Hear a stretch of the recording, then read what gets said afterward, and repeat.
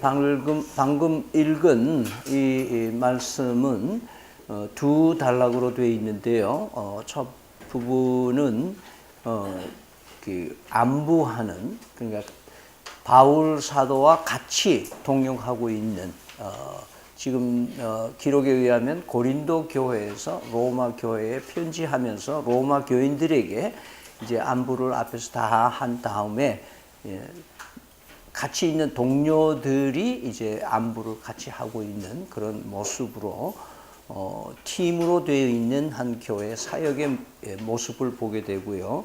그 다음에 25절에서 27절까지는 복음에 대한 마지막, 로마서의 전체적으로 복음에 대해서 정리를 하고 그 원리 적용을 해주는 말씀을 가득 차 있는데, 이것을 정리해주는 그런 말씀 두 부분으로 나와 있습니다.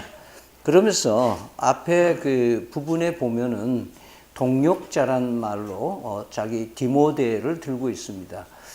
디모데와 바울과 얼마나 차이 나는 연배가 되는지 정확하게 잘 모르지만은 상당히 젊은 애띤 그 디모데로 표현되고 있고, 바울 사도는 상당히 많이 이 젊은이에게 기대를 하고 있으면서 개별적으로 디모데에게 보내는 편지가 디모데 전 후서로 기록되어 있는 걸로 충분히 그걸 입증할 수가 있습니다. 그러면서 디모데를 그 햇병아리 취급을 안 하고 초짜로 취급 안 하고 자기와 대등한 동역자로 취급하고 있는 바울의 그 마음가짐, 그래서 격이 없이 누구와 같이 일하고 있는 바울의 모습을 우리는 보면서 이것이 복음의 힘이다라는 것을 보게 됩니다. 특별히 친척 3명을 거론하고 있는데, 그 친척들 가운데에 뭐 얼마나 뭔지는 모르겠지만은 이 고린도 주변에 있는 자기 친척들을 소개를 하고, 이 로마서가 바울이 직접 쓴 편지가 아니고 누구에 의해서 이렇게 기록되어졌다, 대필되어졌다라는 것을 말해주는 부분이 거기에 나오죠. 그래서 바울로부터 받아 적은 기록하는 더디오라는 사람 얘기를 하고, 교회로 살림을 맡은 사람에 대한 이야기, 그 다음에 아주 고위 공직자에 있는 에라스도라고 하는 사람, 그리고 또 형제라고 부르고 있는 구아도라고 하는 사람의 이름도 거기에 나옵니다. 그러면서 우리의 관심을 좀 끄는 것은 그 로마서를 기록한 사람의 이름이 더디오라고 되어 있고, 바울의 형제라고 부르고 있는 사람은 구아도라고 하는데요. 왜 우리의 눈길을 끄냐 하면은 더디오라는 말의 어원은 셋째란 말입니다. third, 영어로는 third라고 말해요. 그래서 그 테르티오스라고 하는 말인데 세 번째란 말입니다. 그리고 구아도스라고 하는 말은 쿼터스라고, 4를 말하는 넷째라는 말입니다. 이것은 그 당시에 유대의 그 문화적인 배경은 노예가 자기 집에 들어오면은 노예가 이름이 없는 노예가 태반이니까 첫째, 둘째, 셋째, 넷째, 몇 번째 그 집에 노예로 들어왔냐에 따라서 이름이 정해져 버리는 거예요. 그래서 놀랍게도 여기에는 노예 출신 사람이 두 사람, 그 사람의 주인이 옛날에 누구였는지 몰라도 하여튼 세 번째 종, 그 다음에 네 번째 종이에요. 근데 그 종을 자기의 형제라고 얘기를 할 수 있고, 또 그 종 출신 노예인 사람에게 뭐예요? 아주 유식한 글을 아는 노예일 수도 있을 거 아니에요? 그 사람에게 자기의 이 로마서를 대필을 하도록 사용하고 있다 하는 그 바울의 팀 사역에 대한 모습을 보게 됩니다. 바로 이것이 오늘 우리에게 주는 은혜는 뭐냐 하면은, 교회는 이렇게 출신과 그리고 이 배경과 어떤 상황의 사람이라도 복음이 만나지면, 복음에 접해지면 모두가 다 한 패밀리가 된다고 하는 얘기입니다. 그 격이 없이 상하가 없이. 그래서 교회는 엄격하게 말하면 계급장이 없어야 돼요. 뭐 우리가 교회 전통에 의해서 뭐 장로다, 집사다, 뭐 서리 집사다, 막 이렇게 권사다 이렇게 얘기를 하고 있지만 이것은 계급이 아니라 직무에 따라서 필요한 직무 이름이지 계급이 아닙니다. 한국 교회가 잘못 가고 있는 것은 뭐냐 하면 이것을 계급으로 생각해요.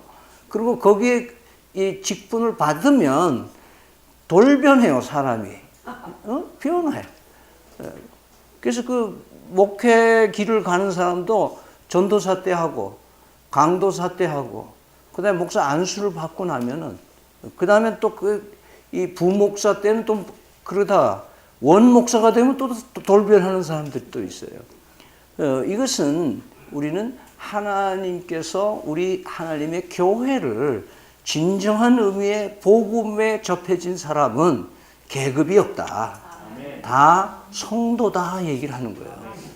그래서 저희 교회는 교인을 양육하는 것이 아니라 성도가 동력하는 것인 줄 믿으시길 바랍니다. 두 번째 단락에서 나오는 것은 그 25절 27절에 보면은 다음과 같이 기록되어 있는데 이것은 제 버전으로 바꿔서 제가 읽어드리겠습니다. 나의 복음인 예수 그리스도는 감추어져 있던 것으로 신비의 계시, 즉 나타내어 알게 하심으로 이 복음을 믿어 순종케 하여 능히 흔들리지 않은 견고한 성도로 살게 하여 주시는 것이다. 더 나아가서 이 복음은 현재로부터 영원에 잇대어지도록 살게 하시는 지혜로우신 하나님의 섭리가 예수 그리스도 복음으로 말미암아 영광의 세세무토록 있게 된다고 한다. 제가 이렇게 좀 풀어서 이렇게 연결을 해봤습니다. 자, 그런데 우리가 좀 낯설어하는 단어가 하나 있다면 뭐냐면 나의 복음 이런 부분입니다. 나의 복음. 왜냐하면 바울 사도 그동안에 자주 사용했던 단어는 하나님의 복음 또는 그리스도의 복음 이렇게 얘기를 하다가 이 로마서의 마지막 부분에 가서 나의 복음 이렇게 얘기를 하고 있는 것이 때로는 낯설기도 하고 왜 이런 얘기를 했을까? 이런 의구심을 갖게 되는 것이죠. 그러면서 로마서 1장 1절을 찾아서 읽어보시면은 이렇게 되어 있습니다. 예수 그리스도의 종 바울은 사도로 부르심을 받아 무슨 복음? 하나님의 복음을 위하여 택정함을 입었다. 하나님의 복음. 1장 1절에 로마서를 쓰면서 하나님의 복음이라는 말을 썼습니다. 그러면서 후반부에 가면은 로마서 15장 19절에 보면은 표적과 기사의 능력으로 성령의 능력으로 이루어졌으며 그리하여 내가 예루살렘으로부터 두루 행하여 일루기곤까지 그리스도의 복음을 편만하게 전하였노라. 그리스도의 복음을 편만하게 전하였노라. 자, 하나님의 복음이라는 의미는 뭐냐 하면은 인류를 구원하시는 하나님의 주권적인 하나님의 역사에 의해서 구약 때부터 약속해 주신 메시아를 이 땅에 보내서 예수 그리스도 아들, 독생하신 아들에게 모든 죄의 문제를 담당케 하시고 죽게끔 그냥 허용하시고 3일 만에 다시 살리셔서 그 아들을 통해서 구원의 길을 마련해 주신 하나님이시다. 그래서 하나님의 복음 그렇게 얘기를 하고 있고 그리스도의 복음 이 의미는 그 하나님의 설계하신 대로 아들 예수 그리스도가 이 땅에 찾아와 가지고 그 자기가 직접 자기 몸으로 모든 인류의 죄의 짐을 담당하시고 십자가에 못 박고 피 흘려 죽고 우리 인류를 대신하고 대표해서 죄값을 십자가에서 갚으시고 죽으신 다음에 3일 만에 다시 살아나셔서 그 예수 그리스도를 믿음으로 말미암아 새롭게 되는 천국 백성이 되는 놀라운 비밀의 경륜을 드러내 주시는 그 예수님의 사역을 기본으로 하는 의미로서 뭐예요? 그리스도의 복음이다. 이렇게 얘기를 한 거예요. 자, 그러면 이 예수 그리스도의 복음과 하나님의 복음은 이 4차원에서 얘기하는 가상현실도 아니고 우리가 이 애니메이션으로 보는 만화도 아니고 영화로 찍어서 보는 감상하는 영화도 아니고 그리고 실록 다큐 소설도 아니고 이것은 어떤 멋있는 이 아름다운 명화도 아닌 이것은 리얼리티라고 그래요. 실제적으로 역사 속에서 실현되어진 복음이라는 것을 우리는 볼 수가 있어요. 그걸 알아야 돼. 근데 우리는 성경을 기록된 걸 읽기도 하고 설교 말씀을 듣기도 하고 묵상을 하게 되면은 이것은 뭐하고 착각하냐면 가상현실하고 착각을 하는 거야. 아, 그랬겠다. 그래, 맞다. 우리가 역사 공부하듯이 그냥 인지하는 수준으로. 그러나 그 복음은 굉장히 구체적인 역사적인 사실이에요. 예를 들어서 예수님의 십자가에 못 박히셨다. 그것을 실시간으로 이루어졌다는 거예요. 그래서 실제로 못을 박으면 동맥이 터지고 분수가 솟듯이 그 붉은 뜨거운 피가 솟아오르는 리얼 타임으로 진행됐던 것이 십자가 처형 장면이다 이 말이에요. 그럼 뭘 뜻하냐 하면은 이 복음은 현실 속에 확실하게 이루어진 일들을 얘기하고 있는 것이다. 이것이 바울 사도가 오늘 얘기를 할 때에 나의 복음이다라고 하는 거예요. 나의 복음. 그래서 어떤 의미에서 보면 나의 복음 그러면은 조금 우리가 조금 이상하게 생각하는 이유가 있는 것은 뭐냐면 그러면 그동안에 오리지널 복음을 받고 있다가 그것 때문에 살고 있다가 자기만의 어떤 변질된 복음 혹은 자기가 진화된 복음 혹은 또 좀 더 발전시킨 복음을 가지고 있는 사람 아니냐. 그래서 나의 복음이라고 얘기한 거 아니냐. 이런 오해를 불러일으킬 수 있는 것이에요. 그러나 오늘 본문에 보면은 나의 복음하고 바로 뭐가 나와요? 예수 그리스도를 전파했다고 얘기를 하는 거예요. 그러니까 바울 사도가 말하는 나의 복음은 곧 예수가 그리스도 되십니다라고 하고 못 받고 있는 것을 말하는 것이죠. 왜냐하면 바울 사도는 철저하게 다른 복음을 배제했어요. 다른 복음을 전하면 안 된다고 하던 사람이에요. 갈라디아서 1장 6절에서 9절에 보면은 그리스도의 은혜로 너희를 부르신 이를 이같이 속히 떠나 다른 복음을 따르는 것을 내가 이상하게 여기노라. 다른 복음은 없나니 다만 어떤 사람들이 너희를 교란하여 그리스도의 복음을 변하게 하려 함이라. 그러나 우리가 혹은 하늘로부터 온 천사라도 우리가 너희에게 전한 복음 외에 다른 복음을 전하면 저주를 받을지어다. 우리가 전에 말하였거니와 내가 지금 다시 말하노니 만일 누구든지 너희가 받은 것 외에 다른 복음을 전하면 저주를 받을 것이다. 이렇게 강하게 다른 복음을 배제하는 바울 사도가 나의 복음이라고 이렇게 강조하는 의미는 무엇인가? 왜 바울 사도는 그리스도의 복음, 하나님의 복음 그러지 않고 나의 복음이라고 얘기를 했을까? 그것은 바로 바울 사도와 복음과의 관계가 어떤 관계라는 걸 보면은 우리가 이해를 할 수가 있는 거예요. 첫째는 바울은 이 복음 때문에 생애가 완전히 달라졌습니다. 예수님을 만남으로써 복음에 접함으로써 이 바울 사도는 180도 변화됐습니다. 그 사람이 어떤 사람이었어요? 예수 믿는 사람, 복음을 제거해 버리기 위해서, 복음을 타파하기 위해서 대단한 용기를 가지고 많은 그리스도인들을 제거하러 다니던 사람이에요. 그러면서 그가 다메섹 언덕에서 예수님을 만납니다. 복음에 접하게 되는 거예요. 복음을 만나게 되는 거예요. 그때부터 이 사람은 180도 바꿨었어요. 그러니까 복음이 나의 복음이라고 할 수 있는 바울 사도의 뒤 이야기 속에는 뭐냐면, 나 봐라. 내가 복음 접하고 나서, 복음을 알고 나서, 복음을 믿고 나서 내가 이렇게 변화되지 않았느냐. 그러니까 내가 믿는 복음 이거 진짜다. 그 자신 있게 나의 복음이라고 말할 수 있었던 거예요. 둘째로 바울 사도는 복음으로 인해서 자기가 얼마나 고생했냐 하는 것을 우리에게 알려주고 있는 거예요.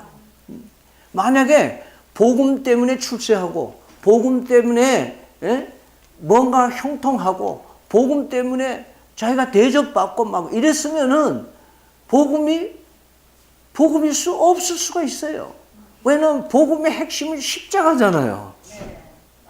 그래서 예수 그리스도를 만나고 나서 바울 사도가 내 복음이 나의 복음이라고 할 수 있었던 것은 이런 스토리가 들어가 있어요.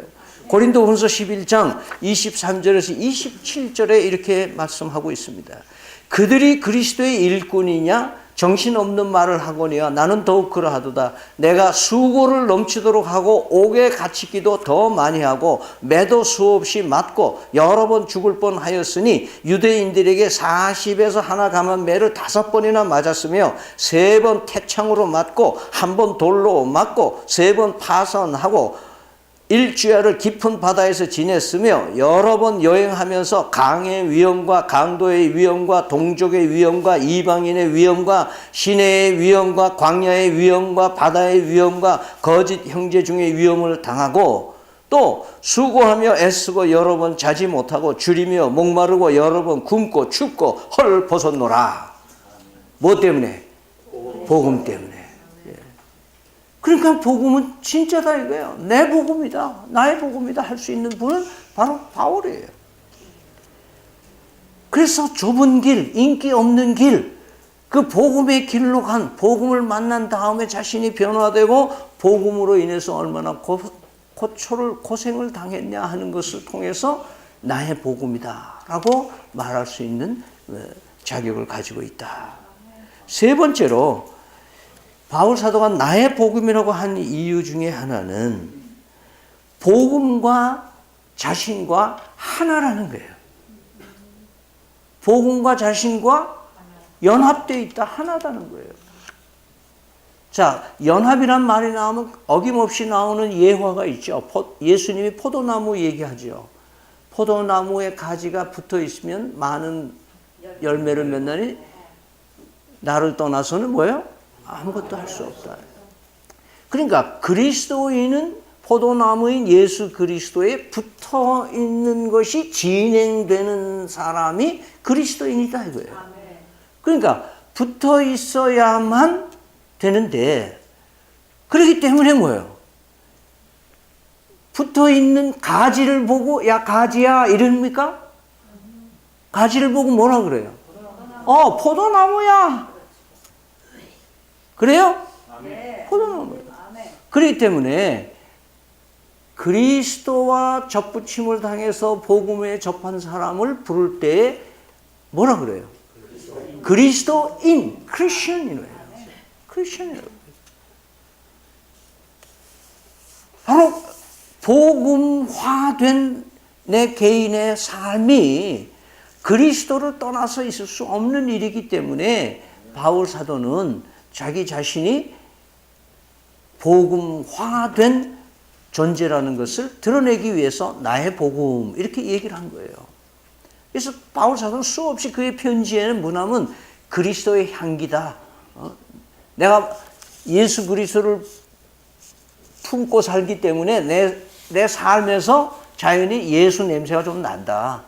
그리고 내 포띠가 난다. 내 여기 예수님의 흔적을 가졌다. 그렇게 해요.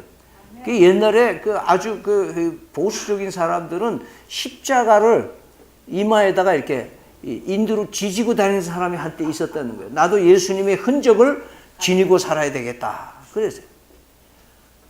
그 다음에 뭐라 그래요? 나는 질그릇밖에 되지 않지만 내 안에 보배이신 예수님을 내가 담고 있기 때문에 그릇의 가치가 아니라 내 안에 있는 보배로 나를 가치로 평가해 주신다 이거예요.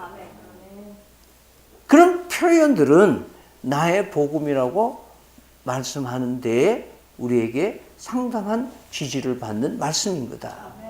네 번째로 바울사도가 나의 복음이라고 말하는 것은 자신이 있는 곳에는 복음이 있다라는 말이에요. 자신이 입에서 나오는 말은 뭐야? 그건 무슨 말이에요? 복음이라는 거예요. 그러니까 자기 삶이, 그래서 어떤 의미에서 보면은 우리 그 아바타란 말 하잖아요. 예수를 믿는 사람은 그리스도의 아바타다 이거예요. 그래서 자기가 있는 곳에는 복음이 같이 가게 돼 있고 자기가 말해지는 것에는 복음이 전달되는 것이기 때문에 바울 사도가 뭐예요? 한 곳에 있을 수가 없는 거예요. 한 곳에 있으려니까 어떻게 돼? 요 안에만 복잡하니까 안 되겠다는 거예요. 그래서 나가는 거예요. 뛰쳐나가는 거예요. 교회 밖으로 나가는 거예요. 세상을 향해서 나가는 거예요. 그래서 1차, 2차, 3차, 그 다음에 4차에는 로마로 가는 끊임없이 복음 전하러 세계 선교를 가고 있는 바울 사도는 자기와 복음이 일체화돼서 내가 복음이기 때문에 내가 가야 거기에 복음이 전달된다. 그런 생각을, 의식을 가지고 살았던 분이라는 것을 우리는 보게 됩니다. 따라서 오늘은 우리의 이 바울 사도의 나의 복음이라고 하는 것은, 그러면 바울은 그렇다 치자.